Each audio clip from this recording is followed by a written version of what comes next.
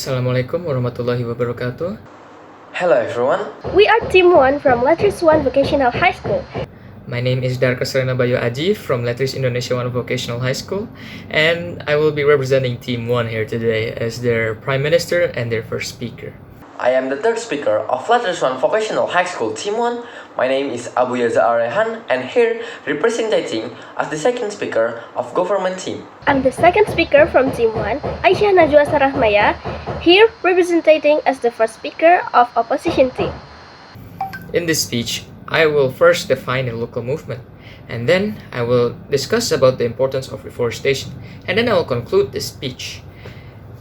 Ladies and gentlemen, local movements are great, a wonderful act of society to change the world into a better place. A lot of positive things happen from these movements, such as cleaner streets, reforestation, and much more. It is honestly the most wonderful, the most impactful act to have ever surfaced. The topic I would like to discuss today is reforestation. Reforestation is a movement where a community or a group replants trees in forests. Reforestation movements are usually run by non-profit organizations with the aim of reviving forests. A great example of this is the #Team Trees Act of May 24, 2019 by the influencer Jimmy Donaldson, also known as Mr. Beast. Ladies and gentlemen, we could argue that reforestation is a much needed action because trees filter pollutants in the air. Deforestation reduces this natural filtration, worsening air quality, and considering the number of vehicles on the road today, this further supports it.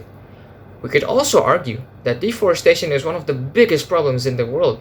Deforestation threatens countless species, including iconic animals like orangutans and Sumatran tigers. 80% of the Earth's land animals, plants, live in forests, making their preservation crucial.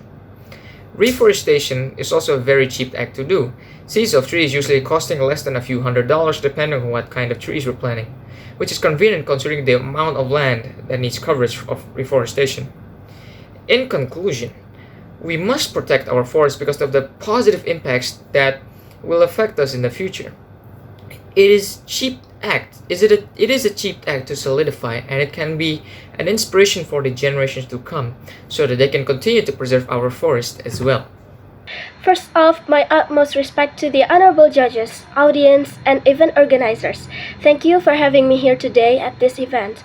My name is Aisyah Najwa Sarahmaya from Letris Indonesia 1 Vocational High School, and here I will be representing as the first speaker of the opposition team. Ladies and gentlemen, as we stand at the precipice of unprecedented environmental crisis, it is imperative that we confront the undeniable truth. Global factors must be criticized in the case of climate change. We find ourselves in a world where the very systems we rely upon for our prosperity are driving us towards ecological collapse. Climate change is not a localized issue.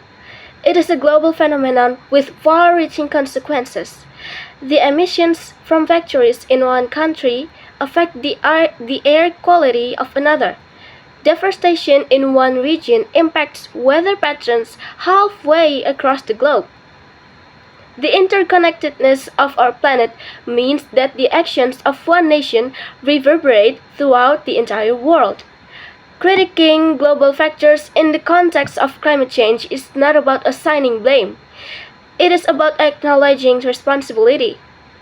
We cannot turn a blind eye to the industrial practices, international policies, and economic structure that perpetuate environmental degradation. It is our collective duty to hold accountable those who prioritize short-term profit over the long-term health of our planet. Moreover, addressing global factors requires a collaborative effort of an unprecedented scale. No single nation, organization, or individual can tackle climate change alone. We must come together as a global community, transcending borders and ideologies, to implement solutions that safeguard our planet for future generations. Failure to criticize global factors in the fight against climate change is a failure to recognize the magnitude of the challenge we face. It is a betrayal of our duty to protect the fragile ecosystems that sustain life on Earth. But by acknowledging the role of global factors and working tirelessly to address them, we can forge a path towards a more sustainable and equitable future. Let us not shy away from the uncomfortable truths that confront us. Let us instead confront them head on with courage and determination. The time for action is now, and the stakes could not be higher. Together, let us rise to the challenge and build a world where humanity and nature can thrive in harmony. Warm regards, Aisyah. Warm regards, Aisyah Najwa Sarahmaya, the first speaker of opposition. Thank you. I would like to start my speech. 3, 2, 1. I am here before you today is for supporting this house for the motion of today's debate. That is, this house prefers environmental movement heavily prioritizing a local agenda over a global one. Me, as the speaker second of government team, firmly agree with the motion of today's debate. Ladies and gentlemen, we know that the existence of forests has a positive impact on the environment, like for humans or any other living creatures. They act as carbon sinks, absorbing large amount of carbon dioxide from atmosphere and thereby mitigating climate change. Forests regulate global temperatures and local microclimates, contributing to climate sustainability. Forests also protect soil from erosion, enhance soil fertility through organic matter decomposition, and maintain the water cycle by regulating groundwater recharge, reducing runoff, and purifying water. Preserving forests is critical for combating climate change. Protecting forests ensures that they continue to serve this vital function, contributing to global efforts to reduce carbon emissions and maintain a stable climate. However, it is very unfortunate that there is a lot of deforestation just only for a local industry, which is very much reducing the positive effect of the forest itself.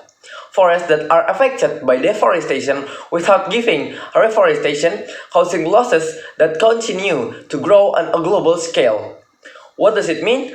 Just because of the continuous rampant logging on local forests, it has a big effect on the environment global, that is global warming.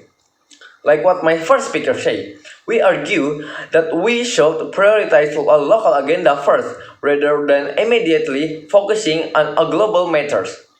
In this case, what we mean by local movement is building reforestation that familiar to local communities. For this reason, it is important for us to change our habits in managing forests. Implementing the habits of foresting forests is a concrete step that we can take. Reforestation not only helps restore the damaged ecosystem, but also improve air quality, absorb carbon dioxide, and prevents soil erosion. By replanting trees that have been cut down, we give the forests the opportunity to recover and function properly again. Apart from that, we must reduce deforestation for industrial purposes. This can be done by adopting more sustainable industry practice, such as environmentally friendly alternative raw materials, increasing efficiency of research use, and developing technology that has minimal impact on forests.